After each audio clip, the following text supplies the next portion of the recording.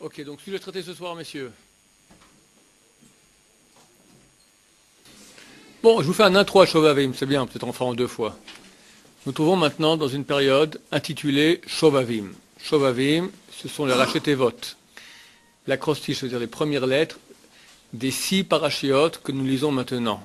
Shemot, Vaera, Bo, Beshalach, Yitro, Mishpatim. Merci beaucoup. Durant ces 6 semaines, on raconte la descente, l'esclavage de Bnei Israël en Égypte et comment ils sortent d'Égypte.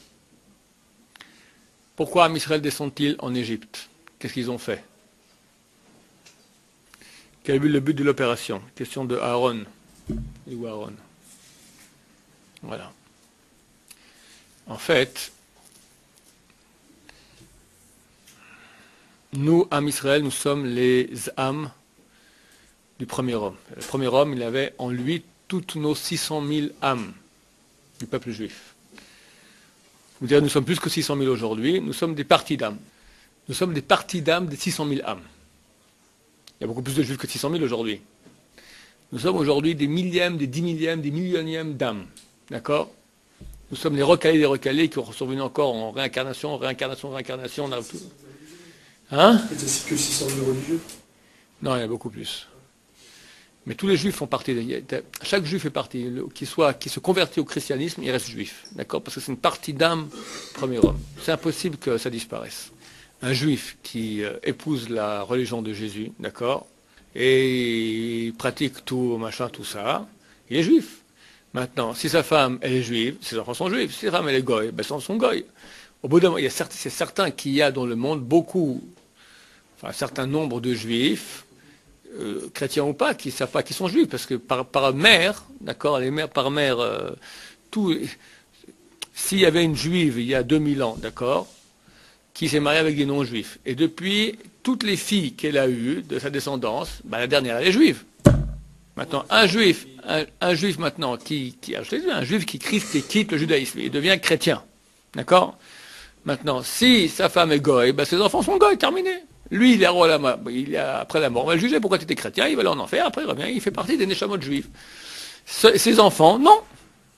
Si sa femme était juive, ses enfants, oui. Et voilà. On part du principe que tous ces chrétiens ils se sont mariés avec des gens qui n'étaient pas du tout juifs. C'est certain qu'aujourd'hui, il reste très très peu de chrétiens juifs. Il doit y en avoir. Bien sûr qu'il y en a.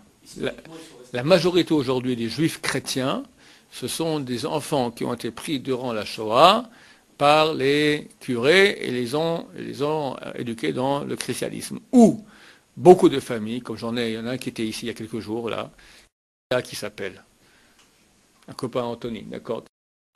Mais son nom, à la base, c'était Lupiliansky, d'accord, un truc de Pologne, d'accord. Mais ses parents, après la Shoah, ils ont voulu, et beaucoup, ils se sont cachés. C'est énorme le nombre de gens après la Shoah qui ont caché leur judaïsme. J'ai une fois une bonne femme à un séminaire, elle s'appelle, d'accord. Elle était mariée 2 fois dans sa vie avec des goïms, ils ne savaient même pas qu'elle était juive. Le mari, sa mère lui a interdit de dire. Les gens, ils sont en panique terrible. Quelqu'un me racontait ici à la yeshiva, aujourd'hui, d'accord, c'est un horaire de la yeshiva, sa femme, ses grands-parents étaient dans la Shoah, étaient à Auschwitz, tous sont sortis. Eh bien, chez elle, pas question de jeter une demi-patate à la poubelle. Il a réussi à travailler beaucoup avec elle, elle laissait les yogourts dans le frigo. Au bout d'un moment, ça pourrit. Alors quand ça commence à pourrir, il y avait la petite pellicule verte dessus, alors elle enlevait le verre pour manger le reste. Alors il a réussi à maintenant elle le jette péniblement, elle jette le yogourt à la poubelle. Et on parle de 2 générations après. Le traumatisme de la Shoah, on ne sait pas ce que c'est, C'est terrible. Alors beaucoup de gens ont caché leur judaïsme à leurs enfants, et il y en a énormément. Et la chose qui est la plus triste, c'est qu'en fait, par cela, ils ont contribué à l'œuvre de Hitler. Hitler voulait qu'il n'y ait plus de peuple juif. Ça a continué. Il y en a un qui a fait une très belle tchouva, c'est un cousin de... C'est un avocat français, tout ça, qui a fait tchouva un beau jour parce qu'il mangeait sa croûte de jambon, d'accord, et il s'est dit, en fait, je suis en train maintenant de terminer le boulot de Hitler. Bon, je vais faire la parenthèse, je ne sais pas comment on arrive à parler de cela, on parlait des âmes juives, d'accord. Nous sommes tous maintenant des parties des 600 000 âmes juives qui étaient tous dans l'âme du premier homme. Le premier homme devait est écrit le vendredi, devait tenir bon jusqu'à l'entrée de Shabbat, et là, il rentrait complètement dans la divinité, et le tikkun était terminé, voilà. Il a eu une pulsion terriblement difficile. Aujourd'hui, on parle que c'est difficile à des garçons de ne pas regarder des filles, il y en a que c'est dur pour eux, machin. C'est de la gnognotte. Ce qui est le premier homme, c'était terrible. Et il est tombé dans le panneau. D'accord? Il a goûté du fruit, la connaissance du bien et du mal. C'est de quoi connaissance? En hébreu, on dit dat. Dat tov vara. Dat tov vara. Dat signifie en hébreu connaissance, signifie aussi union. C'est marqué, Vadam Yada et Chava, Adam a connu Chava, et elle a enfanté leur troisième fils, Shet. D'accord? Abraham Yada et Sarah, Abraham il a connu Sarah, et Yitzhak il est né. C'est quoi qu'il a connu? Il a dit hello? Non, il y a eu une relation intime, qu'on appelle connaissance, même chose. C'est union. Comme en français, le mot connaissance vient du préfixe latin, con, signifie avec. D'accord? Avec. Hein? En espagnol, voilà. En latin, c'est cum, c'est vrai. Cum, con, voilà. D'accord? Avec. Naissance avec, je suis avec. Donc, qu'est-ce qui s'est passé quand il a mangé du fruit de la connaissance du bien et du mal? Il a mélangé le bien et le mal. L'âme du premier homme, elle était divine très haute. C'est marqué dans Chazal que le talon du premier homme, elle est tellement lumineux que notre soleil paraissait sombre en comparaison. C'est une lumière divine, c'est pas la lumière du fluorescent, d'accord? C'était une lumière divine extraordinaire. Et dès qu'il a mangé du fruit, la connaissance du bien et du mal, qu'est-ce qui s'est passé? Toutes ces parties d'âme sont descendues très très bas. Dans des mondes, on appelle ça le monde, il ne faut pas même dire le nom, la nuit, c'est Kelly et puis Pot, d'accord? Ça veut dire les écorces, le côté négatif. Et quand il y a des étincelles de divinité qui descendent là-bas, ça veut dire Am Israël, c'est donc le premier homme, c'est nous. On devait aller très très bas maintenant, dans tous ces endroits très bas, aller ressortir toutes ces étincelles de sainteté. C'est pas le premier échec. Premier échec, c'était que le premier échec. C'est pas le seul échec. Premier échec, donc consommation de fruits de l'union du mal et du bien. Ensuite, il y a eu, troisième génération après Adam, Shet, Enoch. Enoch, génération de Enoch, Az Huhal, l'ikro Beshem Hashem, c'est marqué dans Bereshit. Huhal, Hulin, ça veut dire profane. On a commencé à profaner le nom de Dieu. On a commencé à faire l'idolâtrie. Après, il y a eu le déluge. Après, il y a eu la tour de Babel. Après, il y a eu Sodome et Gomorrhe. La descente en Égypte était la réparation de ces 4 échecs. 4 échecs, je pars sans compter le premier homme. Premier échec, Enoch. Deuxième, le Maboul, le déluge. Troisième, tour de Babel. Quatrième, Sodome. C'est l'humanité qui va et qui rentre très profond dans le mal. C'est-à-dire, pourquoi la Torah nous raconte cela? Qu'est-ce qu'on va faire? C'est pas un bouquin d'histoire. Elle raconte en fait l'histoire des âmes du premier homme. C'est nous. On sont allés d'échec en échec. Maintenant, il faut commencer à réparer. C'est quand? En Égypte. Un des grands moyens de réparation, c'est la souffrance. Quand quelqu'un souffre, il fait en fait les efforts qu'il aurait dû faire pour ne pas pécher. Quand tu as une tentation de pécher, tu te retiens, tu souffres, d'accord? On te fait faire cette souffrance-là. Les 400 ans en Égypte, ils étaient en Égypte qui était appelé Hervat Haaretz. Hervat, c'est la nudité, c'est-à-dire l'endroit de la Touma le plus grand du monde. Il fallait aller tout en bas maintenant. Et comme il dit Dieu à Moshe Rabbeinu, et quand ils vont sortir, ils vont en ressortir d'Égypte, ils vont sortir avec un grand butin. C'est quoi un grand butin? C'est marqué qu'ils ont rendu l'Égypte comme un endroit d'eau qui avait une mer sans poissons, ou un autre avis dit comme une grange sans graines. Ça veut dire qu'ils ont pris toutes les étincelles de sainteté. Pourquoi Pharaon ne veut pas laisser sortir Am Israël? Parce que comprenez qu'avant que le premier homme il ait péché, les forces négatives qui sont en bas, ce sont des forces de mort. La mort, par définition, elle est morte. Elle n'a pas de vie. Maintenant, la vie, c'est Dieu. Quand le premier homme il a péché, ces étincelles de vie, d'âme, descendent très bas dans la mort et donnent vie à la mort. Quand je prends maintenant une piqûre de vie, je donne la mort, qu'est-ce que je fais? Je fais un mort-vivant. C'est quoi un mort-vivant? C'est Pharaon. D'accord? C'est un homme mauvais, mais il a une puissance. Maintenant, si nous, maintenant, par notre travail de Am Israël de souffrance, et de servir Dieu dans la souffrance, on est en train maintenant de sortir toutes les étincelles de sainteté. Quand on quitte l'Égypte, qu'est-ce qui se passe? On l'a piqué toute sa vie, toute sa puissance de vie. D'ailleurs, les raisons pour lesquelles nous sommes en exil sont absolument les mêmes. Pourquoi est-ce qu'on est parti en exil? Parce que 2000 ans, on a fait les corneaux ici en terre d'Israël. Pendant pas un siècle, pendant des siècles et des siècles. À la fin du a dit, écoutez, ok, vous êtes allés maintenant dilapider toutes les étincelles de sainteté, allez sur place, les ramener. On est parti en exil, dans le mal.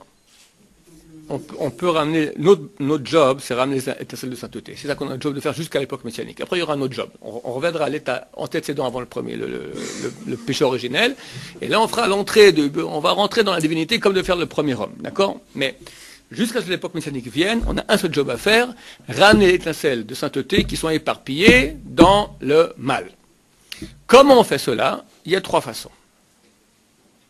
Il y a la souffrance, il y a toutes les missions que nous faisons, ce n'est que ça, l'étude de Torah, tout ça, tout ce qu'on fait, ce n'est que ça comme job. Et troisièmement, la tchouva. Maintenant, si quelqu'un il fait son job de tchouva comme il faut bien, et son job de Torah comme il faut bien, il n'y a pas besoin de souffrance. Mais s'il ne fait pas bien, il faut souffrance. Notre job, il est ça. Et nous sommes condamnés à ramener toutes nos parcelles de vie à nous. C'est nous qu'on fait. C'est nous. Maintenant, tu remarqueras que quand on est parti en exil, on n'est pas resté à un seul endroit, on était partout dans le monde. Pourquoi partout dans le monde? Parce que partout, il y a des étincelles qui sont éparpillées. Et tu remarqueras qu'on n'est pas resté toujours au même endroit. On était à un endroit. On était en Espagne, pendant quelques siècles. On fait un boulot, mitzvot, souffrance, on dégage. La reine Elisabeth nous met dehors, d'accord? Mais c'est Dieu qui fait ça. Pourquoi on dégage? Le boulot est terminé. Aujourd'hui, il n'y a presque plus de juifs en Espagne depuis 500 ans maintenant. Qu'est-ce qui se passe après qu'on dégage? On leur a piqué toute leur essence, toute leur étincelle de sainteté. Qu'est-ce qui se passe avec l'État quand il n'y a plus ce pays-là, quand il n'y a plus des salles de sainteté? Dépression. L'Espagne, dès que les juifs ont quitté l'Espagne, elle a baissé de niveau de façon draconienne. J'ai entendu que le président de Tunisie, il implore aux juifs de revenir en Tunisie. Il a compris. Il y a les juifs, il y a du business, il y a du machin, tout ça. Ça, c'est au niveau terre-à-terre, au niveau mystique. Il y a une puissance, d'accord? Israël, c'est la première puissance mondiale et la puissance... À mon avis, c'est la première puissance mondiale. Est-ce que tu as un pays... Attends, on vient de naître. Le gosse, il vient de sortir du... On a 60 ans, mon vieux. Est-ce que tu as vu un pays en 60 ans faire ce qui s'est passé ici? Attends, de façon rationnelle, normale, dans 10 à 20 ans, j'ai lu ça dernièrement, c'était un politique français qui a dit ça.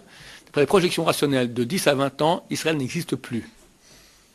T'es entouré d'1,6 milliard d'Arabes qui veulent te dévorer. C'est pas possible que tu tiennes le coup. Impossible. Impossible. On verra. Qu'est-ce que tu penses? Il a raison ou il a tort? Il parle rationnellement, mais nous, on n'est pas rationnels. Maintenant, excuse-moi, en 60 ans, avec les pauvres, tout ce que tu racontes, on est une des monnaies les plus solides au monde, c'est vrai? Il paraît qu'on est dans les 10 monnaies les plus solides au monde. Les investisseurs aiment bien. On a une économie qui est relativement bonne par rapport à ce qui se passe dans le monde. Regarde, on est la seule démocratie qu'il y a. Tu parles depuis le Maroc jusqu'en Chine, d'accord? Il n'y a aucune démocratie. Que nous. Comment on fait pour survivre? Comment on fait pour survivre? Mais regarde sur 60 ans. Ok, dis la raison que tu veux, mais dis pas que... ça marche, ça marche. Attends quelques mois, là, ça va barder dans le monde entier. Du point de vue raisonnable, Israël aujourd'hui, c'est une réussite irrationnelle. C'est pas normal, comme ça, en 60 ans, qu'un pays réussit de façon aussi extraordinaire dans les conditions difficiles de vie qu'il a. Alors, sur ce qu'il a réussi, tu as des gens, tu as réussi, tu as une société occidentale qui fonctionne bien. Hein. Ouais, miracle, en plus, miracle israélien, le désert d'un jardin potager, le high-tech, que tu as une démocratie, ça marche. Tu as du tordu, là, pas bien, ok, mais c'est quand même assez extraordinaire. Maintenant, ça c'est rationnellement. On va voir encore maintenant une projection de ce qui va se passer bientôt, parce que le monde religieux, quand on commence à monter, il y aura plus de sainteté. Le fait que maintenant on revient en terre d'Israël, c'est-à-dire que le job il est fini, on est en train de prendre toute l'étincelle, on revient ici en terre d'Israël. Et c'est là que tu as bien, et c'est là, et tu as raison. Et attends, oulala, ça va, un feu d'artifice il y aura bientôt. J'ai aucun doute là-dessus, mais aucun doute là-dessus. Et ça c'est une projection, on l'a pas vu. Mais on le verra, Bézat Hashem. Tu le verras et je verrai, Bézat Hashem. Est-ce qu'on a vécu le plus dur maintenant? Oui. On a fini, le tir est passé? Ouais. Non, je sais déjà dit, Benson il m'a dit qu'à son avis, beaucoup disent comme ça, que Gog et Magog aura lieu, mais toute la souffrance de Gog et Magog est déjà passée dans la Shoah. C'est terminé, ça va aller relax. Hein? Hein? Ouais, non, il pense. On va en avançant. Qu'est-ce que vous faites ici, vous, là? Attends, la yeshiva, il y a 4 ans, la yeshiva, il y avait 15 personnes. Oui, je me rappelle. Ouais. Notre meilleur chiffre, c'était 25. Là, on est bien à 52 aujourd'hui. Et attends, il y en a, chaque semaine, il arrive. Je vais les mettre dans la run code et je pense que je vais les mettre là. Non. Les chefs d'assimilation ont toujours été grands. Les chefs d'assimilation ont toujours été grands. Et aujourd'hui, il y a une grande chouva maintenant. Qu'est-ce qui change entre avant et aujourd'hui? C'est qu'avant les assimilés, c'était des gens qui connaissaient la Torah et qui quittaient. C'est très grave. Aujourd'hui, c'est des ignares, fils d'ignards. Alors, c'est aucun poids. C'est perdu, c'est triste, mais c'est pas grave. Dans la mesure, dans le ciel, c'est pas méchant. Je veux dire. Moi, je pense que Dieu, il a vu, je pense que c'est un dommage collatéral, mais je pense que Dieu a vu, il y a un siècle déjà, qu'est-ce que les actions des Réchaïm, qui est un siècle juif conquistateur, qu'est-ce que ça amènerait? Et il a fait payer déjà la Shoah. Alors, nous, on a payé, terminé. Maintenant, on profite, et c'est certain que la Shoah qui est aujourd'hui, ça a à voir avec la Shoah. C'est clair que c'est un feedback positif. Toute la souffrance qu'il y a eu, ça te donne du crédit. Comme ça, les gens font Shoah comme ça. Qu'est-ce qui arrive? Un type, il est bien dans sa vie, il va, il pose la Torah, un texte qu'il y a 2000 ans, c'est ma boule. Il va étudier, voilà, achète-toi une villa, prends une bagnole. Non, je vais à Jérusalem, étudier la Torah. C'est fou. On vit une époque extraordinaire, ce soit très clair. Je reviens sur Shobamim, je reviens quand même. Alors, on est parti dans tous ces états-là pour ramener nos étincelles de sainteté. Maintenant, nous sommes au retour Tchouva. C'est Tachouv, Hey, reviens, Hey. Hey, c'est la dernière lettre du nom de Dieu. C'est celle qui est en galoute, c'est l'exil, c'est les étincelles de sainteté qui sont parties. Quand on fait Tchouva, on ramène. Et aussi, c'est marqué Veshav Hashem Shvutecha, c'est marqué que Dieu te ramènera en terre d'Israël. Il appelle Shvutra, c'est le retour. Shvut, c'est Shivat Sion, d'accord, c'est la même racine. Quand il y a un retour spirituel des âmes, il y a aussi un retour matériel, physique des gens. L'un provoque l'autre. C'est pas pour rien que tout à coup Dieu laisse maintenant les gens revenir en terre d'Israël. De tout temps, les Juifs ont voulu venir en terre d'Israël. Qu'est-ce qui s'est passé? Parce que Ben Gurion s'est levé un beau jour à cause de lui, à cause de Théodore Herzl. Ça, c'est le moyen, ça, c'est l'habit. C'est que Dieu a dit maintenant, voilà, vous faites chouva, vous souffrez, on vous ramène maintenant en terre d'Israël. Le tikkun, il est en train d'être terminé. C'est clair. Pendant ces 6 semaines spécialement, vu que nous lisons la Torah, comment Béné Israël était en Égypte, et on fait le tikkun de ramener les étincelles de sainteté, c'est le moment spécial durant toute l'année, le meilleur moment pour ramener nos étincelles de sainteté qui sont parties dans les forces impures. Maintenant, une des avérotes, un des péchés qui éparpille le plus les étincelles de sainteté, c'est Zeral Batala. C'est la semence en vain. Et j'imagine avec cela toutes les interactions sexuelles qu'on aurait pu faire. D'accord? Parce que dans tous les cas, tu donnes des étincelles de vie, c'est quoi? Le plus spermatozoïde, il peut donner la vie, d'accord? Et il part dans le nul, dans la nullité. D'accord? C'est exactement cela. Tu donnes maintenant ta force de vie, ta neshama, dans le mal. Pendant 6 semaines, il y a un tikkun énorme à faire pour ramener ces étincelles de sainteté réparées. D'après la Kabbalah, celui qui a fait une fois de sa vie Zeral Batala volontairement, d'accord, il doit jeûner 84 jeûnes de suite. Pour chaque fois. Donc les jours finiront en jeûne et on n'aura pas encore fini notre tikkun. Alors, ça vaut la peine une fois dans sa vie, une fois qu'on est marié déjà, une fois qu'on a au moins 3 ans d'eshiva dans le ventre et 1 an de mariage, de faire une fois ce tikkun-là, 84 jeûnes, c'est pas forcé que c'est très difficile. Mieux vaut faire, par exemple, les rabbinim autorisent de faire un jeûne, un jour de jeûne, ou 3 jours de jeûne non consécutifs, lundi, jeudi, lundi, par exemple, et tu payes en tzedaka l'argent que tu aurais dû dépenser pour manger durant 84 jours. En disant, on va dire, par exemple, pour manger, il faut 20 shekels, d'accord, pour 2 repas bien. Non, tu n'es pas obligé de manger maintenant un steak caviar. Tu peux manger un peu de pain avec un peu de pain, d'accord? Alors, ça suffit, un peu de pain, un peu de margarine, ça va aussi. Combien ça coûte un pain de margarine pour une journée? Ça coûte beaucoup moins de 20 shekels, on va dire. Tu donnes 84 fois cette somme. Si c'est, on va dire, 10 shekels, ça nous fait 840 shekels. C'est moins que ça. Pardon? 50 ou 160 shekels pour les 84. Bon, très bien. Ok, donc tu donnes cette somme-là, et c'est déjà un bon début. Alors, c'est une marloque.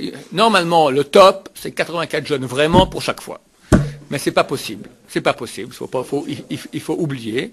Donc, Ben Ishraï, très grand kabbaliste, il dit, et d'autres aussi, ils disent, tu jeûnes un jour, ou tu jeûnes 3 jours, et tu donnes la somme d'argent. Et il y en a qui disent que c'est pour toujours, il y en a qui disent que c'est pour un jour. En tout cas, ça vaut la peine durant ces jours-là, quand vous serez mariés après 3 ans de Torah et 1 an de mariage, de faire cela. En attendant, qu'est-ce qu'on peut faire de très grand? Le Gaon de Vilna, il écrit que plus grand que toutes les ta'aniot, que tous les jeûnes, d'accord? C'est plus grand que toutes les flagellations qui sont marquées dans les bouquins de Kabbalah, il y a un truc à faire, qui est quoi? 2 trucs à faire. Il dit, étudier la Torah avec entrain et retenir sa bouche et ses envies. Et ses envies. Tu as envie maintenant d'un chocolat, bah tu ne manges pas. C'est pas facile. Surtout c'est dans ouais, bien sûr. Chocolat, fille, lit. Reste au lit encore 5 minutes le matin, d'accord? C'est bon, hein? D'accord? Ouais, absolument ça. T'es bien placé. Hein? Tout ce que, chaque fois que tu retiens ta bouche de parler, ou tu retiens une envie, quelle qu'elle soit, d'accord, matérielle, c'est le plus grand des tikkunim qu'il puisse y avoir. Surtout durant ces 6 semaines. Ça, avec Torah, Tchouva, ça nettoie complètement. Toute étude qui se fait après minuit est très bonne, surtout la nuit du vendredi. Vendredi, c'est le 6e jour, c'est Yesod. Toujours 6, ça correspond à la Brit Mila. D'accord? Au niveau des sphères, le 6e point, c'est pour les Sfaradim, c'est très bien de monter à la Torah, 6e. D'accord? C'est la vente qu'ils ont, la alliée qu'ils ont le plus cher. Pas ni la première, ni la 3e, c'est la 6e, parce que c'est Yesod. D'accord? Vendredi, c'est le 6e jour. C'est le jour de prédilection pour étudier la Torah. Pour ça que qu'est-ce qu'il fait le Sahara? Qu'est-ce qu'il fait ici vendredi, au point de vue Torah, à l'Eshiva? La nullité totale. D'accord? Parce que c'est le jour de tout dépend. Parce que si ce jour est bien, ton Shabbat, il devient grand. Et Shabbat, il rayonne sur toute la semaine. 6e, parce que nous, on est construit en fonction des sphères. Alors, 1, 2, 3, les 2 pieds 4, 5, 6, la Brit Mila. Compris? Pourquoi le jeune, faut-il respecter le fait d'être marié après 1 an de mariage, 3 ans de... Je réponds. Le jeûne, c'est venir avec un pistolet, mettre sur la tempe du Yetzirara. Le Yetzirara, il a bossé dur. Il t'a amené des filles, il t'a amené des pensées, tous les jours, pour te faire pécher, d'accord? Et il a réussi. Chaque fois qu'il a réussi, il t'a tiré des diamants, des neshamot juives, des diamants, il a mis dans son coffre-fort, d'accord? Toi, tu viens avec le jeune, tu dis, ouvre le coffre. Il peut rien faire, il ouvre le coffre, et il voit toute sa fortune repartir. C'est très fortiche, d'accord? Maintenant, ok, tu pars. Qu'est-ce qu'il fait? Il amène pas Miss Monde, d'accord? Miss Univers impossible, d'accord? Des trucs de folie. Et directement, il t'attaque. En beaucoup plus fort. Quand tu es marié, tu as déjà une protection. 3 ans de Torah, 1 an de mariage, tu as une protection. Avant. Donc moi, j'ai dit ce cours, je me souviens, il y a 19 ans, à mes élèves, à l'époque, quand j'étais nos yeshiva, il ne m'a pas écouté, il a fait la même nuit, il a vu sur la bataille le lendemain. C'est classique. Il a jeûné. Je dis, il ne faut pas jeûner quand tu n'es pas encore marié, c'est pas conseillé. Et la même nuit, il a eu pollution nocturne. Maintenant, de temps en temps, par-ci, par-là, c'est pas si grave. Tu jeûnes un vendredi, il n'y a rien à faire. Par exemple, là, tu prends le vendredi matin, un vendredi soir. Quand on prend un jeûne, il faut le prendre sur soi, à mincha avant. Mais si quelqu'un, à cause de ça, il va moins étudier, ça ne vaut pas la peine. Il faut être le plus grand tikkun, messieurs, le Gaon de Vilna, d'accord, le plus grand tikkun, étudier la Torah. C'est marqué quand tu transpires, alors les gouttes de transpiration, elles te font sortir. C'est à la place de toutes les gouttes de sperme qui sont sorties. Oui. Et le tikkun aklali. Le tikkun aklali, c'est bien. Mais c'est pas aussi fort que ce que je suis en train de te dire. Ça aide, toutes ces choses-là aident. Il n'y a pas de tour de magie. Quelqu'un, il a péché, et il fait hocus pocus, abracadabra, truc, il n'y a plus rien. Ça n'existe pas, ça. Tu as péché, il faut réparer. Comment on répare? C'est effort. Comment effort? Effort en Torah. La Torah, c'est ce qui donne ça donne des habits à tous les démons qu'on a créés. Quand quelqu'un il fait des péchés il fait du sperme en vain, de façon volontaire ou involontaire, il crée des démons. C'est quoi les démons? Il crée des âmes sans corps. La moyen d'habiller ces démons-là, c'est étude de Torah. Et tout ça, c'est difficile. Prendre une Gemara, tu ne comprends pas. Tu refais, tu ne comprends pas. Tu refais, tu ne comprends pas. Tu te casses la tête. Et à fait, tu as compris. Tu viens demain de nous, tu n'as rien compris du tout. Et tu vas au cours, tu ne comprends rien. Tu te casses la tête, boum, tard, tu recommences. 4 heures le matin, 3 heures l'après-midi, encore 2 heures le soir, et de nouveau le matin, 4 heures le matin, c'est fatigant. Ça, c'est la meilleure, ça répare tout. Maintenant, si tu fais ça, puis après, tu parles n'importe quoi, ou chaque envie que tu es en train encore toujours d'être dans tes envies, ça ne répare pas non plus. Il faut les deux. Étudier Torah et retenir sa bouche et ses envies.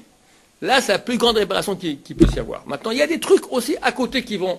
Et j'en tenais toute une série. Parmi les trucs qui sont sympas avec, Tikkun HaKlali, aller au mikvé, tous ces choses-là sont très très bien. Je vais en donner toute une liste, mais ce n'est pas l'essentiel. Tu dois changer. Changer, c'est l'étude de Torah. Et retenir ses envies. Oui, les envies. Les envies, c'est midot, exactement. Regarde, on se marie pour rester marié. Si tu te maries pour divorcer un an après, ça ne sert à rien. Alors on se marie intelligemment, quand on est mûr pour le mariage, quand on va construire une maison qui sera solide. Et c'est certain qu'une des raisons peut être aussi qu'on veut être dans la pureté. C'est tout à fait légitime. Mais ce n'est pas ça qui doit maintenant provoquer un mariage qui ne doit pas avoir lieu et qui ne tiendra pas. Ken? Et quand vous dites l'étude de la Torah, c'est principalement la Gemara? Oui, parce que plus une étude de Torah, elle est faite avec peine, plus ça a de la valeur. Chazal, ils ont dit, une mitzvah qui est faite avec peine, vaut plus que 100 mitzvot faites sans peine. C'est pour ça que je dis que c'est mieux que... Si tu prends maintenant, tu fais Teilim, comme l'étude de Torah, fait Tikkun HaKlali, c'est beaucoup mieux, parce qu'on a un Gilou de Rabbi Nachman de Bras, que c'est une grande capacité. Mais Teilim, c'est quelque chose qui est facile. Tu lis, puis tu rêves au milieu. D'accord, c'est à peu près ça qui se passe quand on fait Teilim. Maintenant, prends la Gemara, tu rêves la Gemara, ça ira pas, hein. Tu ne peux pas rêver. C'est difficile, c'est ardu, il faut se concentrer. Mais le fait que tout ton être, il est occupé maintenant d'une concentration, un effort en Torah, ça répare énormément. Alors, je lis Rav Chida, c'est le plus grand rabbin Sarad qu'il y a eu depuis Rabbi Yosef Karo. D'accord? On dit Lokam Yosef ad Yosef ki Yosef. Ne s'est pas levé depuis Rabbi Yosef Karo, un rabbin aussi grand que le Rav, il s'appelait Rav Chida Haim Yosef David Azoulay. D'accord? Alors, il faut se réveiller. Quelqu'un qui a touché la brite, il détruit énormément son Nefesh Ruach Neshama. Comprenez que la brite c'est appelée Yesod. Yesod, c'est la base. Alors quand la base elle est détruite, tout le bâtiment se détruit. Donc c'est une chose qui est la plus grave dans toute la Torah. Il n'y a pas plus grave. Le Shulchan Aruch, c'est pas Moukan Moussar, il dit que le plus grave de toute la Torah, c'est Zera le Batala. Les commentateurs sous place disent, pas tout à fait, parce que si tu vas avec une fille, c'est quand même plus grave. C'est sur carrette, des choses, etc. Mais c'est aussi Zera le Batala quelque part, parce que ça va pas, c'est pas fait dans le cadre de la Kedusha. Alors n'ayez pas peur, aujourd'hui tout le monde est touché par ça, mais tout est réparable. Dieu voit aujourd'hui le Yetzer Hara, il veut empêcher, on est proche de la fin. Donc il a sorti ses derniers jokers. Les filles. Je leur raconté souvent que Bil'am Aracha, il était aussi grand que Moshe Rabbeinu, mais dans le mal. Il vient maudire Am Israël. Et parmi les 10 choses qu'on doit se rappeler tous les jours, il faut se rappeler les miracles que Dieu a fait, qu'à la place qu'une bénédiction sorte, une malédiction. Qu'à la place qu'une malédiction sorte, une bénédiction sorte. D'accord? Il vient maudire Am Israël. Il ne réussit pas. Il va voir Balak, qui a loué ses services, il dit, écoute, ce peuple-là, je ne peux rien faire. Il y a un truc. Le système D envoie les filles. Et au lieu d'envoyer des soldats faire la guerre, ils envoient des filles. En dansant, hello, hello, d'accord? 24 000 morts. 24 000 morts. À l'époque, c'était impossible de tuer un juif, c'était impossible. Ils étaient entourés de nuées de Dieu qui étaient là. Qui peut toucher un juif? 24 000 morts. Pendant 3400 ans, on essaie de nous abattre. Ils n'ont pas réussi. Maintenant qu'on est proche de la fin, il dit, je sors tout. Tout ce que je peux sortir maintenant. Pourquoi dans le monde, Dieu amène aujourd'hui Internet? Quand tu appuies sur un bouton, tu es en enfer. Pourquoi tu ne veux pas prendre la voiture à Paris sans rentrer dans un pylône, si tu veux, parce que tu es obligé de fermer les yeux, parce que tu es entouré d'images terribles. Pourquoi le Yetzer Hara se réveille aujourd'hui, 3400 ans, les gens n'aimaient pas les femmes. Il y a toujours eu, mais on n'a jamais vu les mini-jupes. Excuse-moi. Hein? Il y avait comme aujourd'hui. Il y avait le truc de l'époque. Mais il y avait... De tout temps, il y a eu ça. Mais jamais comme aujourd'hui. Tu peux aujourd'hui, mais tu peux pas aller dans la... C'est dans la rue. C'est pas dans la rue, c'est partout, dans la maison. La chambre à coucher, ils ont le grand écran géant, elle est là, la pub pour le savon, machin, truc. Il la regarde. Après, il regarde sa femme, tu comprends que ça fait des problèmes.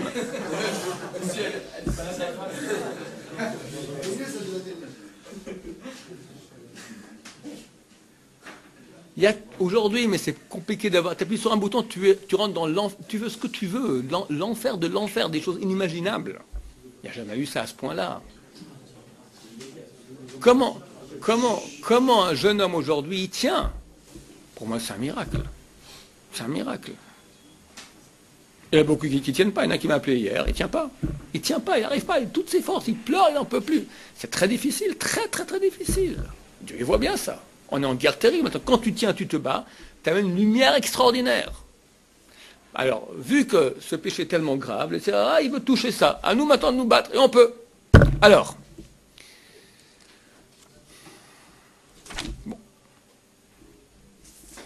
Aucun péché ne fait autant de mal, crée autant de démons que ce péché-là.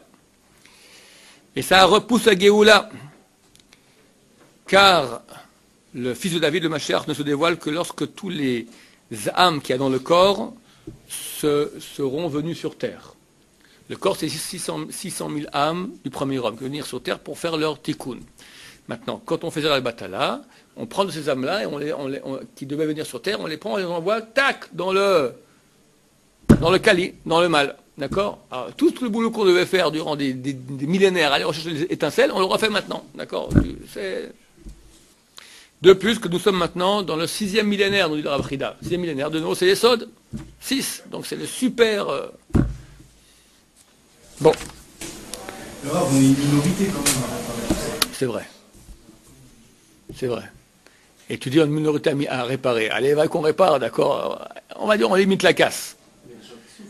Alors, Chazal on dit, et ça, il faut bien le comprendre, et ça répond à ta question de Nathaniel auparavant, il y a beaucoup une grande assimilation.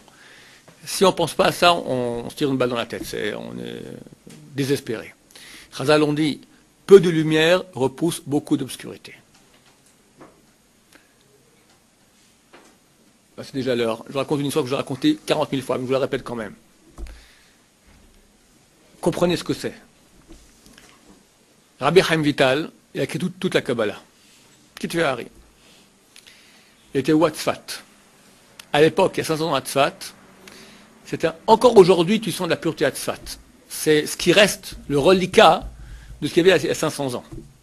Si nous étions à Tzfat il y a 500 ans, on tombait dans les pommes, tellement c'était pur, tellement c'était saint. Rabbi Chaim Vital, son maître, Rabbeinu Hari, lui dit, sage Rabbi Chaim, tu es grand comme Rabbi Akiva. Rabbi Chaim dit, moi je sais qui je suis. Moi je suis un nul de nul.